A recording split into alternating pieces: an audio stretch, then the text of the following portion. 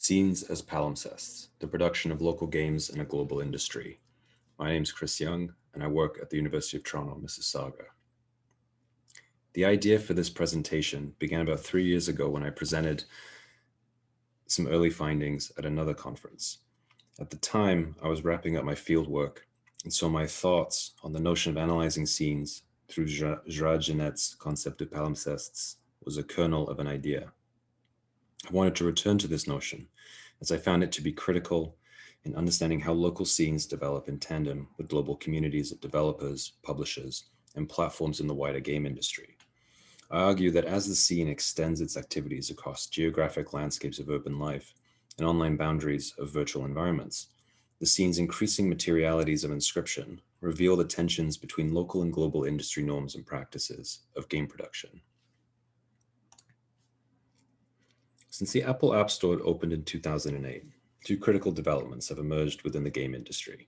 More game engines and tools are available for creating digital games, such as the Unity editor and other game-making tools, and more platforms are available for distributing those games, such as Apple's App Store.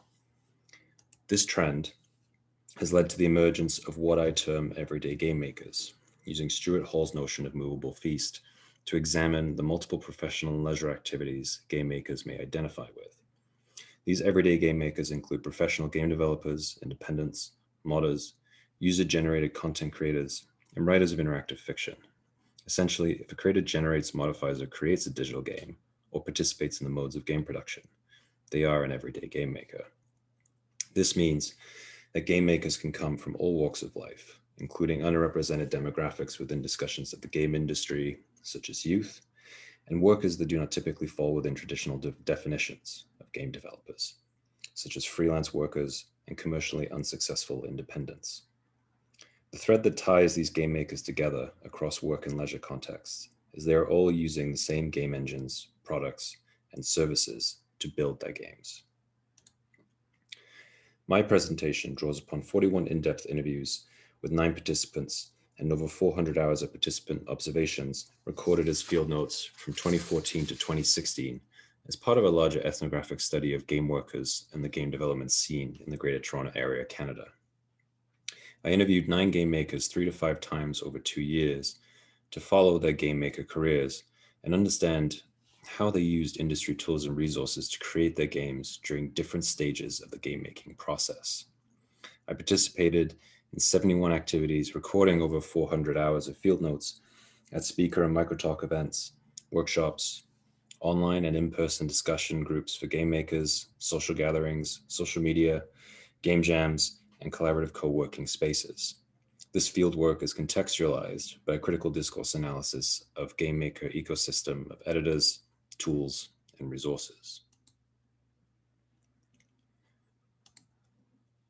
In this presentation, I propose the notion of scenes as palimpsests to explore the materialities of scenes and expose the tensions between grassroots and corporate companies, the politics of groups and communities within the scene and on the fringes of that scene, and the cultural norms and practices of game makers. Borrowing Will Straw's notion of cultural scenes and Gerard Genet's concept of palimpsest, I analyze how game makers inscribe local and global industry norms and practices upon the locations of the scene, such as Toronto, the genres of cultural production of the scenes, such as Unity-made games or other games made with specific industry tools, and the social activities of the scene, such as game jams and socials. Palimpsests are surfaces that have been written upon several times, often with remnants of the erased inscriptions still visible. Simply put, a palimpsest is the process of making something new with something old. Inscription in this context can refer to textual and other forms of semiotic transmission and dissemination, such as making games with digital tools, sharing images and documents on community forums, and conversing through social media. The scene has numerous physical and virtual spaces for game makers to engage in game production, including game jams, festivals, socials, exhibitions, workshops, talks, and conferences.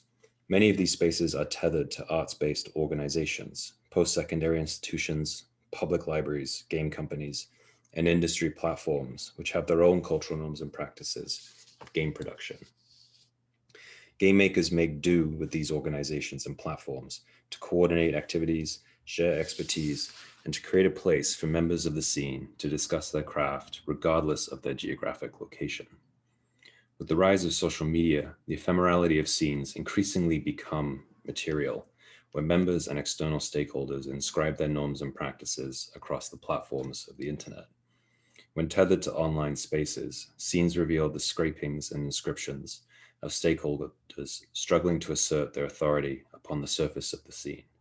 For example, each Twitter handle and hashtag reveals a history of struggle between competing stakeholders.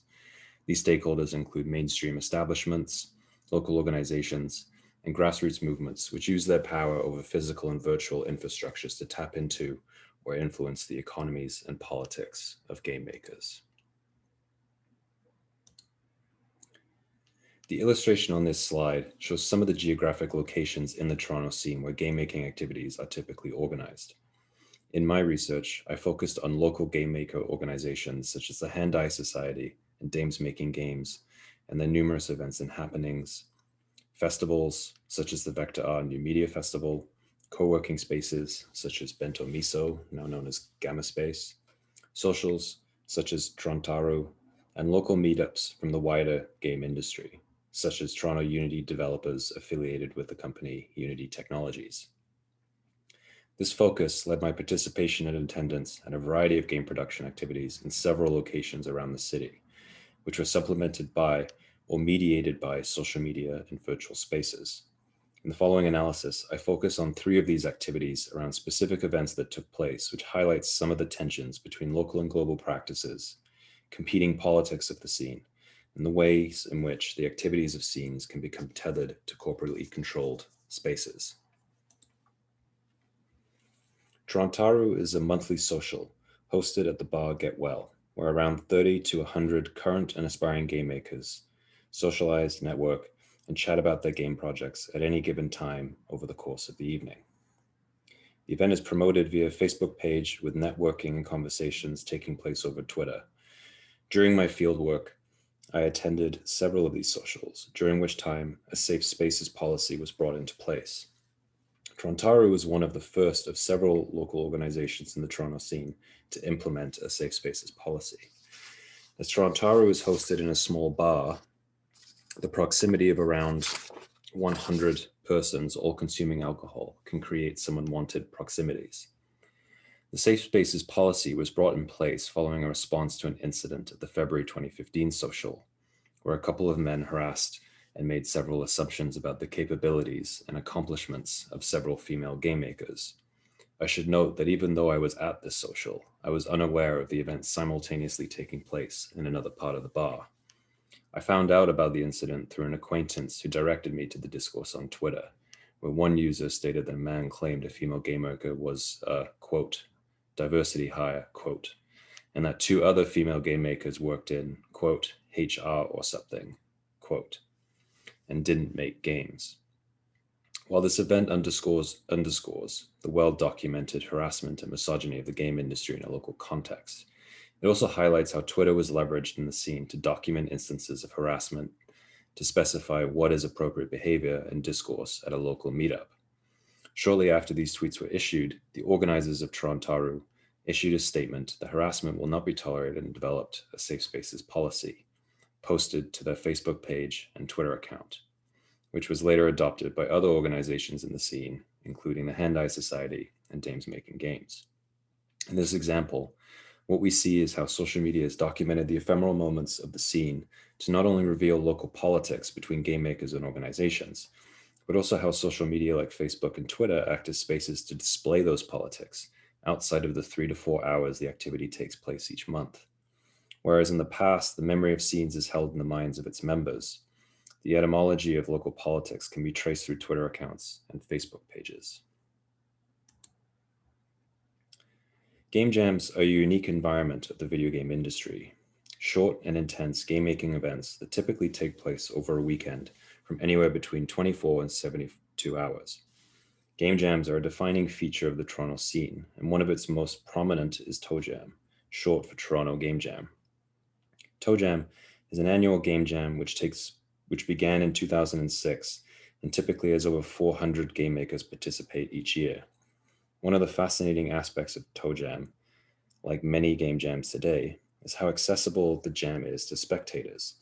While the public cannot visit the physical space where the jam takes place, spectators can watch the jam's live feed of organizer updates on Twitch, view game makers' builds and progress on Twitter through screenshots, and play the final game builds on itch.io via the Toe Jam game page. While many of the happenings and discussions at game jams are hidden away behind closed doors, in many ways, one need only tune in via Twitch and Twitter to see a timeline of how game makers develop their games and gauge the experiences of game making before a game is published to itch.io. More importantly, though, the textuality of the scene reveals how game makers make do with global tools to make and distribute their games. Screenshots of works in progress and published games on itch.io reveal a disposition to use industry-made tools in the production of Toe Jam games. The splash logo at the launch of each game on itch.io shows a variety of tools, including Unity, GameMaker, and Construct 2. But we also see the inscription of local norms and practices, with the Toe Jam logo of a goat on a pole incorporated into the artwork or game mechanics of each game. In this sense, what the textuality of the scene reveals is the production of the Toronto scene with global industry tools, and the produced games representing the materialities of those interactions and tensions. The Unity editor has become a prominent tool of game production in recent years, and part of its success in becoming a default tool of choice has been the company's strategy of promoting the tool through a variety of activities in local scenes like Toronto.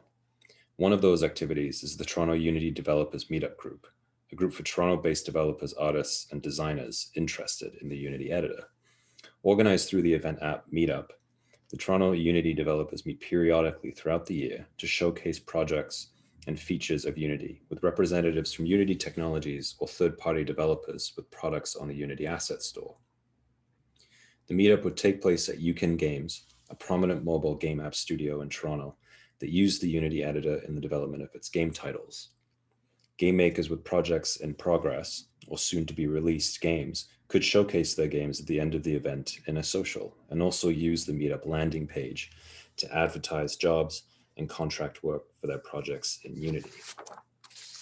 In July 2016, the organizers of the group announced that Unity had its own Slack channel with sub-channels on various topics, as well as a specific sub-channel for Toronto developers.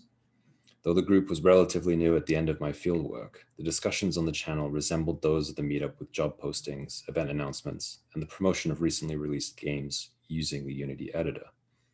One of the interesting developments with the Toronto Unity Developers Group has been its close relationship to Unity Technologies.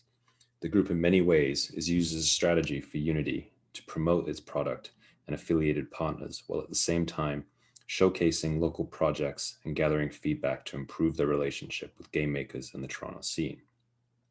It highlights how companies like Unity will tether themselves to game maker scenes by creating their own communities within those scenes to influence the standards and practices of local game production by using their products.